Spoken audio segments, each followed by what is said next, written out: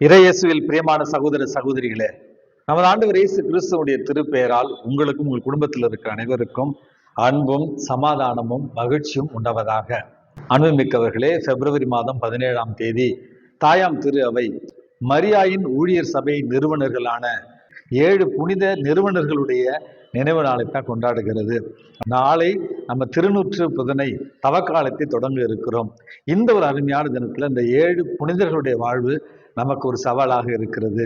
Italy தேசத்துல 13வது நூற்றாண்டுல Florence என்ற ஒரு நகரில் இந்த 7 புனிதர்களையும் அன்னை மரியாள் தேர்ந்தெடுக்கிறார்.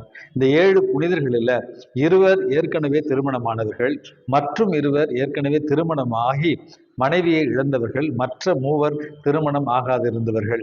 இந்த 7 பேருக்கும் அன்னை மரியாள் தோன்றி இவர்களை புனிதத்தில் வாழ இவர்களுக்கு அழைப்பு விடுக்கிறார். இவர்களுடைய புனிதத்தை கண்ட மக்கள் இவர்களிடத்துல அடிக்கடி ஜெப உதவி கேட்ட ஒரு காரணத்தினால் மக்களுடைய அந்த இடையூறிலிருந்து தப்பித்துக் கொள்வதற்காக ஒரு பாலைவனத்திற்கு மோந்தே செரீனோ என்று சொல்லப்படுகிற ஒரு பாலைவன பகுதிக்கு சென்று அங்கே ஜெப தப வாழ்க்கையில் இவர்கள் வாழ்கிறார்கள். மக்கள் அங்கேயும் ஜெப உதவிக்கு அதிகமாக வந்து கொண்டிருக்கிறார்கள். காரணம், இந்த 7 நிறுவனர்களுடைய புனிதத்தன்மையை பார்த்து மறுபடியும் அன்னை மரியாள் இவர்களுக்கு காட்சியில தோன்றி இவர்களை புனித அகுஸ்தினாருடைய துறவு சபையினுடைய அந்த ஒழுக்க நெறிகளோடு வாழும்படியாகவும் கருப்பு நிற மேலாடையை அணிந்து கொள்ளும்படியாகவும் இவர்களுக்கு அறிவுறுத்துகிறார்.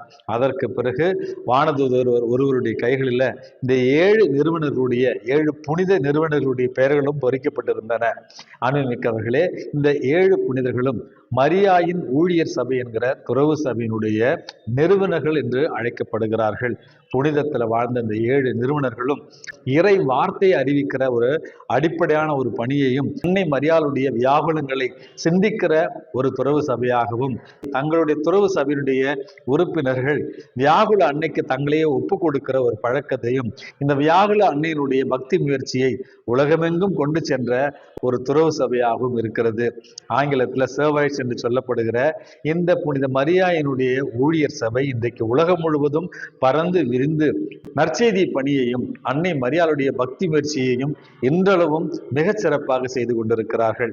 இந்த 7 புனிதர்களுடைய பரிந்துரையால் நாமும் இறை வார்த்தையை உறுதியோடு அறிவிக்கின்ற ஒரு வரத்தையும் வியாகுல அன்னைக்கு நம்மையே ஒப்பு கொடுத்து நம்முடைய வாழ்க்கையில் ஏற்படுகிற துன்ப துயர வேளைகளில் இறைவன் மீது நம்பிக்கை வைத்தவர்களாய் வாழ வேண்டிய ஒரு வரத்திற்காகவும் இன்றைக்கு மன்றாடி ஜெபிப்போம்.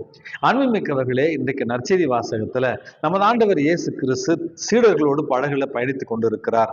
அப்பொழுது அவர்களுக்கு ஒரு முக்கியமான காரியத்தை கற்பித்துக் கொண்டிருக்கிறார். பரிசேயர்கள் மற்றும் ஏரோதியர் அவர்களுடைய புளிப்பு மாவை பற்றி நீங்கள் கவனமாக இருங்கள், அவர்களைப் போல வெளிவேடமாக நீங்கள் இருக்காதீர்கள், உண்மையான விசுவாசம் கொண்டவர்களாக இருங்கள் என்று அவர்களுக்கு கற்பித்துக் கொண்டிருக்கிறார். அந்த நேரத்தில் தூதர்கள் போதுமான அளவு அப்பத்தை கொண்டு வரவில்லை. அவர்கள் கவலை முழுவதும் அப்பம் எல்லோருக்கும் இல்லை என்பதை பற்றி தான் அவர்கள் விவாதித்துக் கொண்டிருந்தார்கள். இதை கண்டு நமது ஆண்டவர் இயேசு கிறிஸ்து உண்மையாகவே மனம் வருந்துகிறார். உங்கள் முன்னிலையிலேயே 5 அப்பங்களையும் 2 மீன் துண்டுகளையும் வைத்து 5000 பேருக்கு நான் உணவளிக்கவில்லையா? மீதி இருந்த அப்ப துண்டுகளை நீங்கள் கூடைகளில் கொண்டு செல்லவில்லையா? கண்ணிருந்தும் நீங்கள் பார்ப்பதில்லையா?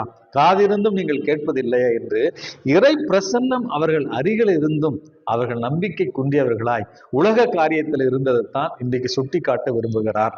அன்புமிக்கவர்களே, அண்டார்டிகா கடல் பகுதியில ஒரு கப்பலில் பயணம் செய்து கொண்டிருந்த நேரத்துல அந்த கப்பலில் இருந்த குடிநீர் முற்றிலுமாக தீர்ந்து விட்டது.